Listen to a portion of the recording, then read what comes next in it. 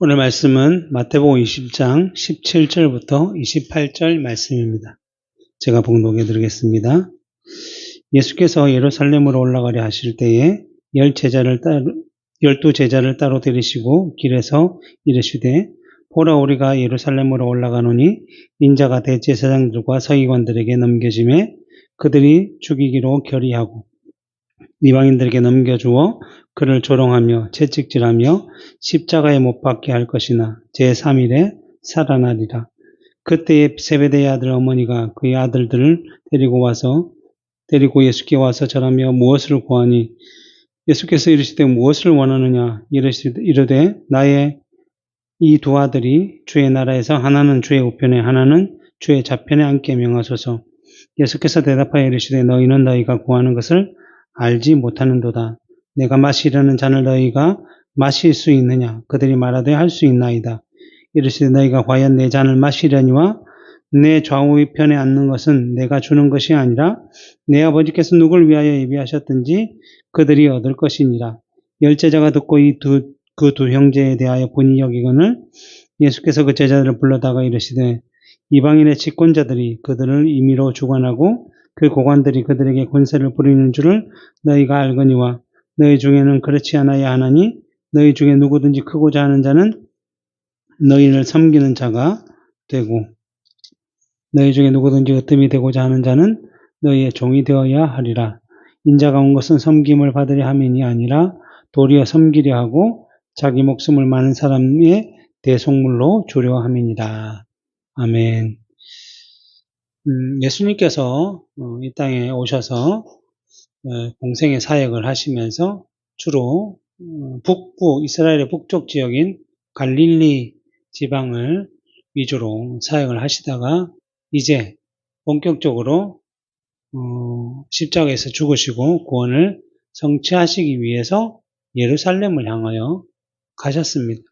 지금 계속적으로 몇 시간 동안 그 일들을 살펴보고 있는데, 특별히 예수님께서는 제자들이 너희는 나를 누구라고 하느냐라고 물으실 때에 주는 그리스도시요 살아계시는 하나님의 아들이다라는 그 참된 신앙 고백을 한 이후부터 본격적으로 제자들에게 이 십자가의 순환 사건에 대해서 미리 말씀해 주셨습니다. 예수님께서 이 말씀을 하신 이유와 목적은 무엇이었는가 하면 제자들로 하여금 그 어려움, 예수님께서 고난당하고 선한당하는 모든 모습을 보고 참 믿음이 어려서 도망가고 숨고 아예 믿음을 잃어버릴까봐 그것들을 잘 미리 말씀해 주셔서 견딜 수 있도록 또 그 말씀이 생각나서 이길 수 있도록 결국에는 지금은 죽으시지만 다시 살아나실 것을 기억할 수 있도록 하기 위해서 말씀해 주셨는데 오늘 또 세 번째로 그 말씀을 하고 계시는 것입니다. 동일한 내용을 말씀하고 있는 누가복음 18장을 보면 이렇게 표현하고 있는데 예수께서 12제자를 데리시고 이르시되 보라 우리가 예루살렘으로 올라가노니 선지자들을 통하여 기록된 모든 것이 인자에게 응하리라. 결국 예수님께서 올라가시는 것은 그냥 예수님께서 간을 보고 때를 살펴보다가 이때쯤 올라가면 제일 적당할 것 같다라고 생각해서 판단해서 올라간 것이 아니라 이미 구약에 예언된 대로 하나님께서 약속하신 대로 그 때를 맞추어서 예수님께서 올라가고 계시다는 거죠. 결국은 예수님은 이 땅에 오셨지만 자신의 뜻대로 살아가고 또 세상의 흐름과 세상의 방식을 따라서 그와 발 맞추어서 지금이 때다, 노좋을 때다, 좋을 때다 라고 판단하는 것이 아니라 정말 하나님의 때에 그 말씀대로 이루고 계신다는 사실을 우리에게 보여주고 계시는 것입니다. 그 말은 무엇인가 하면 결국 우리도 이 땅을 살아가고 있지만 하나님께서 우리를 이 땅에 보내신 그 뜻을 따라 살아갈 때가 가장 좋은 때고 가장 복된 때고 그럴 때에 우리가 말씀대로 살아가면 어떻게 보면 십자가의 순환과 고난이 당하기 싫은 내용들이지 않습니까? 사람들에게 여기 표현처럼 채찍질 당하고 또 뭐 십자가에 못 박혀 죽는 것 자체가 결코 쉽게 할 수 있는 일도 아니고 예수님께서도 이 산을 내게서 옮기실 수 있으면 옮겨달라고 하실 만큼 그만큼 어렵고 힘든 일이지만 그 일이 결국에는 자기 백성을 살리는 길이고 하나님의 방식이었다고 한다면 우리가 살아가는 모든 일 가운데 우리가 주의 말씀대로 살아가는데 당하는 여러 가지 어려움과 고난이 있다고 한다면 그 일들로 도리어 하나님의 놀라운 역사가 나타난다는 것을 우리가 기억한다면 우리는 묵묵히 그 일들을 행함으로 주의 뜻을 이루는 삶을 살아가야 하며 그것이 곧 그리스도인 된 우리들이 살아가야 할 삶이라는 것을 주님께서 몸소 보여주고 계시는 것입니다. 그러면서 하시는 말씀이 인자가 이방인들에게 넘겨져 희롱을 당하고 능욕을 당하고 침뱉음을 당하겠으며 그는 책찍질하고 그를 죽일 것이나 여기는 이제 십자가의 표현이 안 되어 있지만 마태복음에는 십자가에 못 박는다라고 분명하게 예수님이 죽기 전에 잡히시기 전에 미리 말씀된 대로 예언하고 그리고 예언된 대로 십자가에 못 박혀 죽으심으로 말미암아 예수님이 곧 사람이 아닌 모든 것을 아시는 하나님이심을 보여주고 있으며 그래서 결국 죽겠지만 그것으로 끝나는 것이 아니라 늘 마지막에 3일 만에 살아나실 것이다 라고 말씀하시므로 참 우리의 수고와 우리의 그리스도를 따르는 길이 결코 헛된 일이 아니고 오히려 십자가에 죽으신 예수 그리스도를 하나님께서 성령으로 살리셔서 그를 가장 높은 곳에 하나님 우편에 세우셔서 모든 만물을 다스리는 그 만왕의 왕의 권세를 주셨듯이 우리도 또한 주와 함께 왕노릇하게 하시겠다라는 그 약속이 있다는 사실을 기억함으로 우리가 주의 뜻을 따라 온전히 살아가야 할 것입니다. 그런데 중요한 사실은 뭐냐면 예수님께서 벌써 세 번째 이 일들을 말씀하시는데 그 누가복음 18장 34절에 보면 뭐라고 되어 있냐면 제자들이 이것을 하나도 깨닫지 못하였으니 그 말씀이 감추었으므로 그들이 이르신 바를 알지 못하였더라. 이 제자들의 믿음이 너무나 약해서 예수님께서 이렇게 말씀하실 때 그들이 듣고자 하는 바 뭐죠? 아, 예수님이 죽겠구나. 예수님이 고난받겠구나. 여기에 꽂혀가지고 그 이후에 3일 만에 부활하신다는 내용들은 전혀 깨닫지 못하고 실제로 예수님께서 죽으시고 막달라 마리아에게 보이셨을 때에 제자들은 그 사실을 믿지 못하고 무덤까지 달려가서 예수님이 시체가 없는 것을 보고서도 그것을 깨닫지 못했던 거죠. 오히려 그 당시에 예수님을 죽였던 대제사장들은 예수님이 했던 말을 기억해서 군병들에게 야 너희들은 예수님이 지금 시체가 없는 것은 제자들이 훔쳐갔다라고 거짓말해라 라고 할 정도로 오히려 예수님을 따르지 않았던 예수님을 죽였던 자들이 기억할 정도로 이들의 믿음이 너무나 연약하고 약해 있음을 볼 수 있습니다. 이렇게 된 이유는 무엇인가 하면 여전히 제자들의 마음이 이 세상에 머물러 있기 때문에 아직은 어린아이와 같은 믿음을 가지고 있었기 때문에 예수를 믿기는 하지만 그 말씀의 영적인 의미를 온전히 깨닫지는 못했기 때문에 이러한 마음들을 품고 있었던 것이고 그러한 마음으로 살아가고 있음을 반증하는 증거가 바로 이제 우리 본문에 나온 20절부터 나오는 내용이라고 할 수 있는 것입니다. 20절에 보면 그때 세베대의 아들들의 어머니가 그 아들들을 데리고 예수께 와서 절하며 무엇을 구하니 여기서 세베대의 아들들이라는 것은 마가복음 10장 35절에 보면 동일한 내용을 말하고 있는데 세베대의 아들 야고보와 요한이 결국 세베대의 아들들이라는 사람은 야고보와 요한을 얘기하죠. 그래서 야고보와 요한이 자기 엄마를 데리고 예수님께 뭐를 요청을 했다라는 것이죠. 그래서 21절에 예수께서 이르시되 무엇을 원하느냐 이르되 나의 이 두 아들이 주의 나라에서 하나는 주의 우편에 하나는 주의 좌편에 앉게 명하소서. 이 말은 뭐예요? 주님의 나라에서 하나는 우의정, 하나는 좌의정, 가장 높은 자리에 앉게 해달라고 요청을 하고 있는 거죠.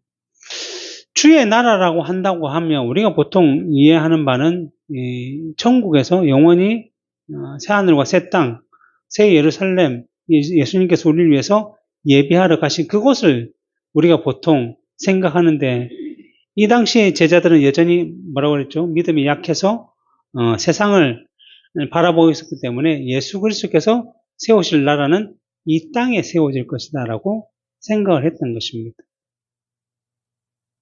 그래서 이 땅과 관련해서 이 땅에서 자기들은 좀 높은 자리에 앉아서 지금까지 좀 당했던 그런 어려움들을 다 벗어놓고 누리겠다. 누리기를 원한다. 왜 그렇게 했겠습니까? 제자들이 12명이었거든요. 빨리 얘기를 해야 좀 더 높은 자리에, 좋은 위치에 앉아서 마음껏 그 건설을 누릴 수 있다라고 생각한 것입니다. 그래서 오늘 본문 22절에 예수님께서 대답하여 이르시되 너희는 너희가 구하는 것을 알지 못하는도다. 주의 나라의 의미도 알지 못하고 그냥 하나님께서 예수님을 통해서 공생의 사역을 통해 보여주신 그 깊은 본질의 의미를 알지 못하고 구하고 있다라고 말씀하는 것이죠. 하나님과는 상관없는, 즉 하늘나라의 원리는 모른 채 세상의 원리를 따라 자신의 생각을 따라 지금 이렇게 구하고 있다. 참 어리석다, 미련하다라고 말씀하고 있는 것입니다. 예수님은 자신의 죽음과 부활로 인하여 이루어질 영원한 구원, 영원한 생명에 대해서, 영생으로 인해서 세워질 영원한 나라에 대해서 계속적으로 말씀하고 계시는데 제자들은 여전히 이 세상의 가치와 원리를 내려놓지 못하고 그냥 주의 나라를 그것으로 바라보고 판단하고 있는 것입니다. 이 세상을 한번 보면 세상 사람들은 당연히 세상의 가치와 원리를 따라 살아가고 있죠. 그래서 어쨌든 높은 자리, 많은 지식, 뭐 여러 가지 명예, 많은 것들을 가지고 그것을 통해서 자기의 자랑과 또 자신의 이름을 나타내고자 하고 있는 거죠. 문제는 이제 하나님의 백성이라는 자부하던 유대인들도 그런 좀 뭐 다른 방식이겠지만 하나님의 뜻이라고 열심을 내고 있는데 이 열심이 늘 자기의 자랑만을 내세우며 하나님의 뜻과는 전혀 상관이 없는 열심들을 내었다는 거죠. 그래서 그러한 사회 가운데 있었던 제자들도 예수님과 함께 다니면서 계속적으로 배움을 받고 보고 경험했지만 그러한 때를, 세상의 때를 온전히 벗어버리지 못하고 여전히 세상의 방식으로 또 자기 열심으로 하나님의 믿음을 생각하고 판단하고 요구하고 있는 것이죠. 여전히 믿음이 작고 어림을 보여주고 있습니다. 사도 바울은 이에 대해서 뭐라고 했냐면 고린도서 3장 1절부터 3절에 보면 형제들아 내가 신령한 자들을 대함과 같이 너희에게 말할 수 없어서 육신에 속한 자 곧 그리스도 안에서 어린아이들을 대함과 같이 하노라. 내가 너희를 저주로 먹이고 밥으로 아니하였느니 어린아이들은 밥을 먹을 수가 없기 때문에 저주로 먹이듯이 복음을 처음 전할 때에는 사도 바울이 그 어린아이를 대한 것처럼 복음을 전했다는 거죠. 이는 너희가 감당하지 못하였음이거니와 지금도 못하리라. 너희는 아직도 육신에 속한 자로다. 내가 너희 가운데 시기와 분쟁이 있으니 어찌 육신에 속하여 사람을 따라 행함이 아니라. 이거는 사도 바울이 고린도 교회를 책망하고 분쟁을 하고 있는 고린 교회를 책망하고 있는 내용인데 어떻게 보면 이 제자들을 책망한 것과 마찬가지라는 거죠. 예수님께서 계속적으로 공생의 사역을 통해서 그 거룩한 그 천국의 원리들을 우리가 알고 있는 산상수훈의 내용들을 말씀해 주셨는데 제자들은 그 사실을 듣고도 깨닫지 못하고 여전히 젖만 먹으려고 젖만 먹고 있는 거죠. 그 표현과 방식 자체가 어린아이와 같다는 거죠. 세상에 속한 자와 같다라는 거죠. 이제 밥을 먹을 때가 됐는데 이제 고기를 좀 씹어야 되는데 여전히 마치 이가 없는 자처럼 젖만 먹고자 하는 그러한 발상들을 하고 있다라는 것입니다. 지금 예수님의 제자들도 예수님의 나라, 그 영적인 영원한 나라에 대한 소망보다는 그 나라를 마치 이 세상에 투영해서 이 세상의 것으로 그 나라를 바라보고 있는 거죠. 실제로는 반대로 하나님의 나라를 이 세상의 상징을 통해서 하나님 나라를 바라볼 수 있어야 되는데 오히려 하나님의 나라를 이 세상의 상징에 투영해서 그것이 마치 하나님 나라인 것처럼 생각하고 있는 거죠. 우리가 잘 알고 있는 이단 중에 하나님 어머니라고 표현하는 이단. 왜 문제가 됩니까? 하나님은 아버지시죠. 이 아버지라는 것은 아버지, 어머니의 아버지가 아니라 우리의 근원으로서의 아버지, 창조주로서의 아버지라고 부르는 분인데 이 세상의 방식으로 보면 이 세상은 아버지도 있고 어머니도 있고 뭐 할아버지도 있고 할머니도 있고 삼촌도 있고 뭐 숙모도 있듯이 하늘나라 하나님에 대해서도 이렇게 판단을 하게 되어서 그래서 사람들에게 친근하게 다가가기 쉽다는 의미로 하나님 어머니 아버지가 있듯이 하나님 어머니 우리를 감싸주시고 우리를 보호하시고 하나님 아버지가 훈계할 때에 우리를 안아주시는 하나님 어머니도 있으니 거기에 기도하면 된다. 그럼 당연히 하나님 할아버지도 있고 뭐 하나님 할머니도 있고 하나님 뭐 고조도 있고 하나님 조카도 있겠네요. 그러니까 이 말도 안 되는 원리로 할 때 예수님께서 그 부활이 없다는 사도개인들에게 뭐라고 책망하셨죠?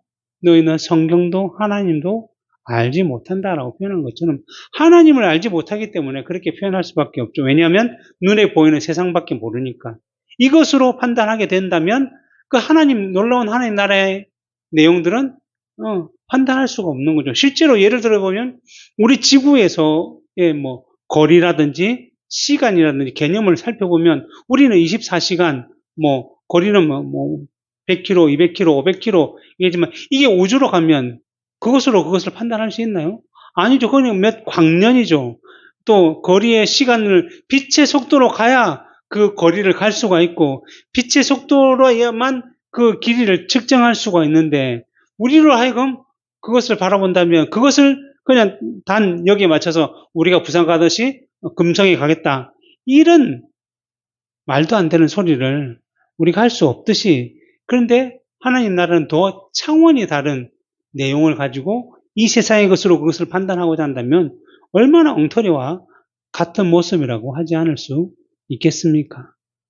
그러니까 예수님께서 너희는 너희가 무엇을 요구하는지도 알지 못하는 채로 요구한다라고 말씀하신 것입니다. 이전에 마태복음 16장에서 예수님께서 이 죽으실 것에 대해서 말씀하실 때 베드로가 예수님 죽으시면 안 됩니다. 우리 선생님이 어떻게 죽습니까? 라고 했을 때 예수님께서 사단아 내게서 물러가라. 뭐가 너는 하나님의 일을 생각하지 아니하고 사람의 일만 생각한다. 사람의 일만 생각하다 보면 아무리 열심을 내고 성실하고 근면해봐야 하나님과는 전혀 상관이 없는 일이죠. 내가 부산을 향해 가려면 어떻게 해요? 남쪽으로 쭉 걸어가든 달려가든 가야 되는데 북쪽으로 내가 그냥 수백 킬로를 달린다고 해도 아무리 된다고 부산에 갈 수 있습니까? 못 가는 거죠. 마찬가지 맞습니다. 이 방향과 자세와 그 목적이 다르면 아무리 열심을 내봐야 그건 아무런 의미가 없다는 거죠. 마찬가지로 하나님의 일을 생각하지 아니하고 사람의 일로 하나님의 일을 판단한다는 것은 피조물이 어떻게 하나님, 영원하신 무한하신 하나님을 판단할 수 있겠습니까? 그 모든 것은 잘못된 것이다라고 말씀하고 있는 거죠. 그래서 예수님께서 이걸 깨우치시기 위해서 오늘 본문 22절에 뭐라고 하십니까? 내가 마시는 잔을 너희가 마실 수 있느냐? 여기 보통 잔이라는 것은 그 사람에게 주어진 고난, 뭐 분량이라고 할 수 있는 거죠. 예수님께서 주어진 잔은 뭐예요? 십자가에서 못 박혀 죽으시는 거예요. 근데 그걸 이제 비유적으로 말씀하셨는데 뭐라고 해요, 그들이 말해, 할 수 있습니다!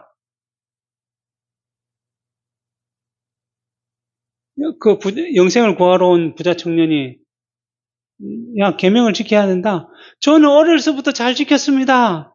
근데 제대로 지킨 게 아니었죠. 겉만 지켰죠. 그러면 너의 가진 재물을 다 팔아라서 가난한 자들에게 나눠주고 나를 따르면 내게 영생이 있을 것이다니까 그가 근심하며 돌아갔죠. 왜냐하면 자기는 할 수 없다는 사실을 알았거든요. 그가 바라보는 관점은 영생이 아닌 세상의 재물이 더 컸기 때문에 그런 거죠. 마찬가지로 이 제자들은 그냥 무조건 자신이 할 수 있습니다라고 얘기했지만 그들은 결코 할 수 없는 자들임을 알지 못했다는 거죠. 로마서 8장 17절에 보면 자녀이면 또한 상속자 곧 하나님의 상속자요 그리스도와 함께한 상속자니 우리가 그와 함께 영광을 받기 위하여 고난도 함께 받아야 할 것이다.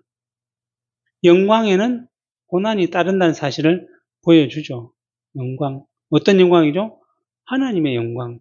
하나님께 주신 영광을 따르기 위해서는 이 세상에서 받아야 할 고난들이 있죠. 왜냐하면 이 세상은 늘 하나님과 반대의 방향으로 하기 때문에 이쪽으로 가고자 하면 늘 부딪힐 수밖에 없는데 그것조차 없이 그냥 영광만 누리고 산다는 것은 잘못된 것이다라고 말씀하는 것입니다.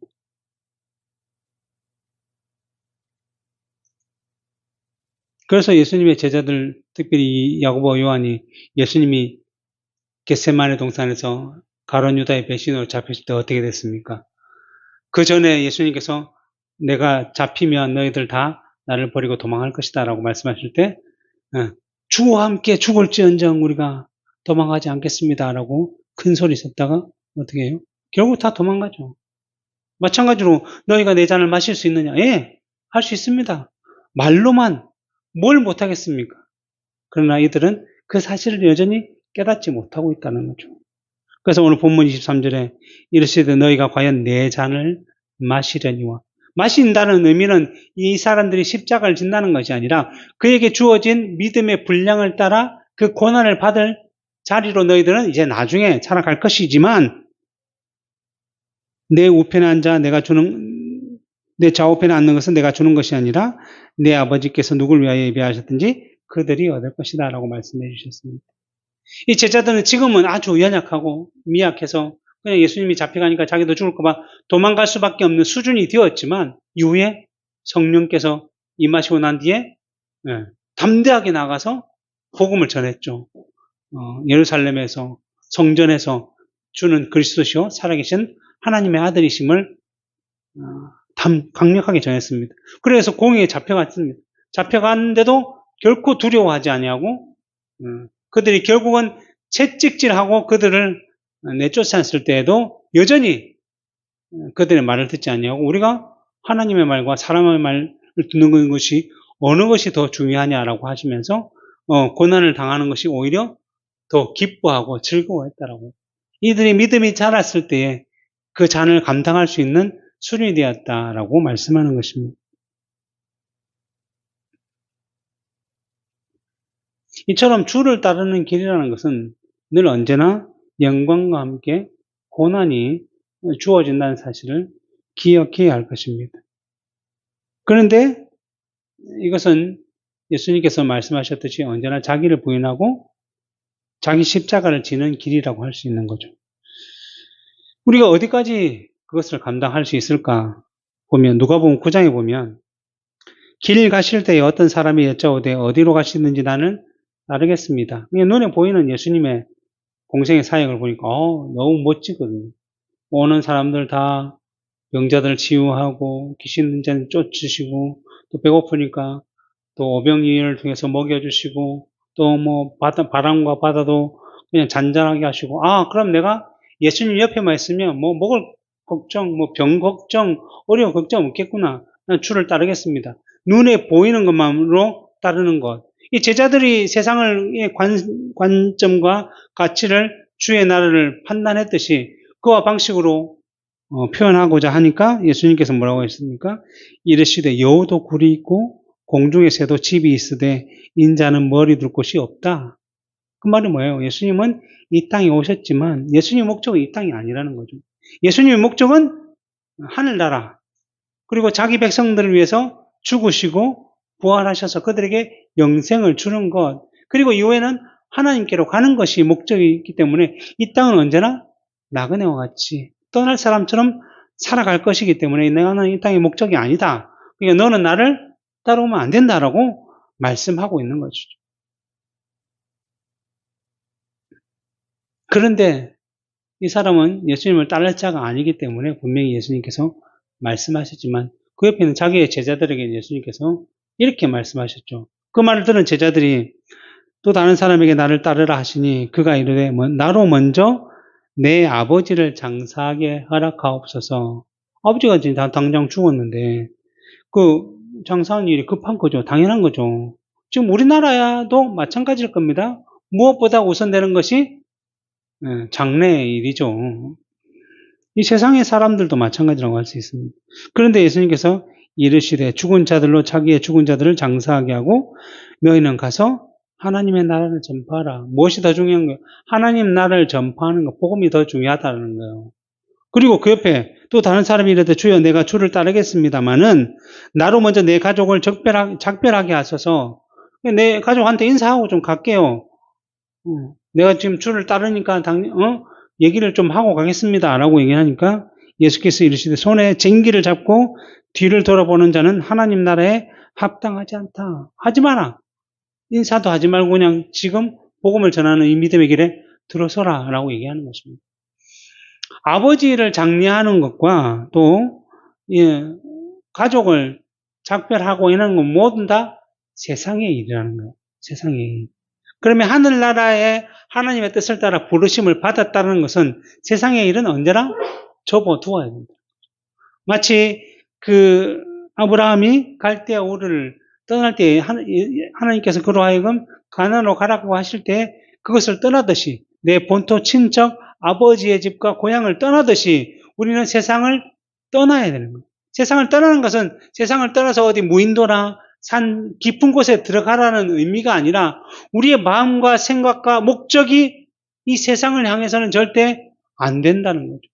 우리 우선순위가 어디에 있는지를 분명히 예수님께서는 말씀해 주시는 거예요. 무엇을 하든 무엇을 결정하든 무엇을 선택을 하든 언제나 앞선 것은 하나님, 그분의 말씀, 그분의 뜻이 우선이 되어야 되고 그것으로 인해서 이 세상의 것들을 도구로서 판단할 수 있어야 한다는 거죠. 롯의 봅시다. 소돔과 고모라가 멸망당할 때 천사를 통해서 하나님께서 그들이 이끌어내시면서 뒤를 돌아보지 마라. 얼마나 궁금했겠어요. 자기가 사는 세상이, 자기가 살았던 지역이 어떻게 될 것인가. 그런데 주의 말씀이 먼저 뭐라고 했습니까? 뒤를 돌아보지 말라고 했다면 뒤를 돌아보지 않는 것이 우리에게 주어진 사명인데 롯의 처는 곧 궁금해서 세상의 것에 미련이 남겨져서 뒤로 돌아보다가 어떻게 돼요? 소금 기둥이 되어버렸던 거죠. 우리의 인생이 이와 같아야 된다라고 주님께서 말씀하시는 거죠. 그냥 아버지도 몰라보고 그냥 가족도 몰라보고 친구도 몰라보고 세상을 떠나라는 의미가 아니라 언제나 우리의 마음은 주의 말씀에 최우선을 두고 살아가고자 해야 한다라고 말씀하고 있는 것입니다.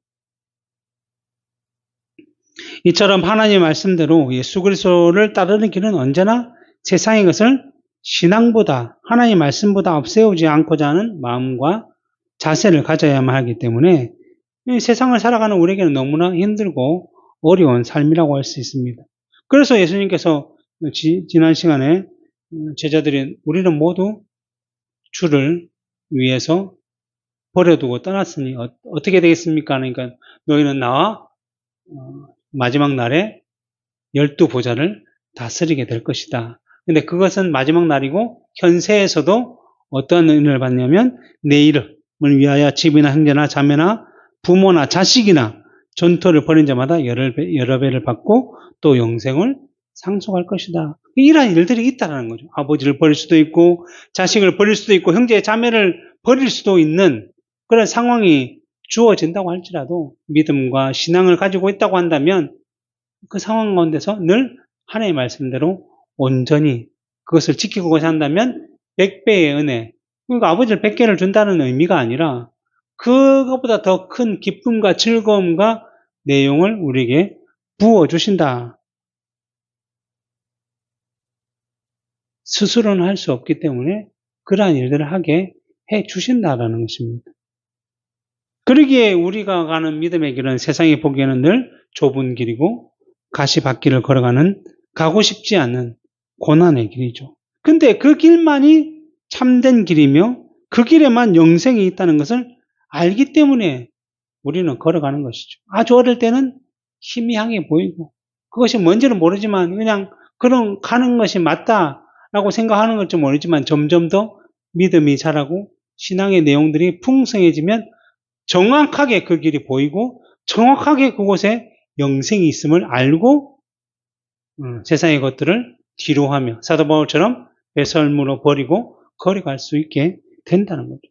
이것이 바로 주의 잔을 마실 수 있는 자들이 따르는 길이며 예수님께서는 그것을 제자들에게 말씀해 주셨습니다. 그러나 내 좌우편에 앉는 것은 그러한 공로로 앉는 것이 아니라 언제든지 하나님께서 정해놓으셨다라는 것이고, 그럼 정해놓은 한두 사람만 주의 좌우편에 앉는다라는 의미가 아니라 사도 바울이 내가 디모데후서 1장 4장에 보면 내가 나의 달려갈 길을 마치고 믿음의 선한 싸움을 가지고 행하였는데 이것은 나에게만 주어지는 의의 멸류가 아니라 하나님 나라를 소망하는 모든 자들에게 주어진 멸류관이라고 말씀하신 것처럼 우리 이 주의 잔을 합당하게 받는 우리 모든 믿는 자들에게 하나님께서는 주의 우편에 주의 좌편에 앉도록 은혜를 허락하신다라고 말씀하고 있는 것입니다.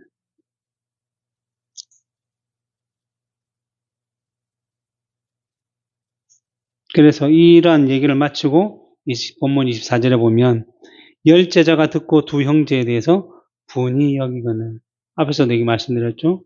제자가 12명인데 먼저 말해야 내가 높은 자리에 앉을 것이다라고 야고보 요한이 먼저 말했는데 그 열 제자가 그것을 듣고 내가 먼저 말했어야 되는데 너보다 먼저 말하다니 막 화가 나는 거죠. 나쁜 놈들. 그 말은 뭐예요? 그들도 역시 주의 나라를 세상의 관점으로 생각하고 바랬다라고 볼 수 있는 것이죠. 여전히 연약한 믿음을 가지고 있었기 때문에. 그래서 예수님께서 이러한 제자들의 믿음이 자라도록 돕기 위해 뭐라고 말씀하셨습니까? 25절부터 27절에 보면 예수께서 제자들을 불러다가 이르시되 지방인의 집권자들이 그들을 임의로 주관하고 그 고관들이 그들에게 권세에 부린 줄을 너희가 알거니와. 세상은 맞다. 세상은 높은 자리에 있는 사람들이 권세를 부리고 세상 사람을 다스리고 맞지만 너희 중에는 그렇지 않아야 돼. 너희가 뭐예요? 주는 그리스도시요 살아계신 하나님의 아들을 믿는 너희는 하나님 나라를 소유한 천국을 소유한 너희는 세상과는 다른 관점과 가치를 가지고 있었는데 그것은 너희 중에 누구든지 크고자 하는 자는 너희를 섬기는 자가 되고 너희들 중에 누구든지 으뜸이 되고자 하는 자는 너희의 종이 되어야 한다. 세상은 언제나 많이 가진 자를 적게 가진 자가 따르며 섬기며 그렇게 많이 가진 자가 권세를 부리는 게 너무나 당연합니다. 그래서 어쨌든 뭐 대통령이 되려고 하고 국회의원이 되려고 하고 의사가 되려고 하고 뭐 변호사가 되려고 하고 뭐 검사가 되려고 하고 높은 자리에 앉으려고 하는 거죠. 그 다 권세를 누리기 위해서. 그러나 천국, 하늘나라, 주님의 나라는 세상의 방식과 관점과 가치와 차원이 다른 곳이라는 거죠. 오히려 그 천국은 반대로 높은 자가 낮은 자를 섬기는 나라고 으뜸인 자는 늘 종과 같은 모습으로 살아가는 곳이 천국이라는 거죠. 늘 우리는 무엇을 보면 이 세상을 통해서 하늘나라를 생각하고 판단해서는 안 된다는 거예요. 하늘나라는 이 세상의 원리와는 전혀 다른 것이기에 늘 주께서 말씀하신 대로 성경에 표현하고 있는 대로 하늘나라를 바라보아야 된다. 그럴 때에 참된 하늘나라의 의미를 아는 것이지 세상의 것으로 보게 되면 늘 오해와 우리로 하여금 잘못된 생각을 가지게 한다는 것입니다. 그래서 로마서 사도 바울이 15장 1절부터 3절에 믿음이 강한 우리는 마땅히 믿음이 약한 자의 약점을 담당하고 자기를 기쁘게 하지 아니할 것이죠.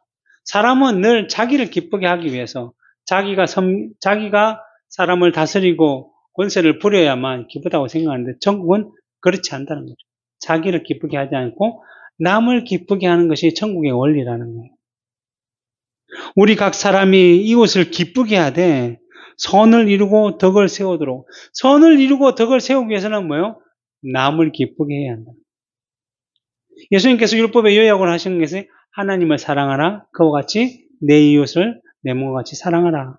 결국 내 이웃과 내 이웃을 내 몸과 같이 사랑하는 자는 하나님을 사랑하는 자들만이 할 수 있는 것이고, 그것이 곧 선하신 하나님의 뜻을 이루는 방식이기 때문에 천국에 속한 자들은 늘 이러한 삶들을 살아야 한다는 것입니다.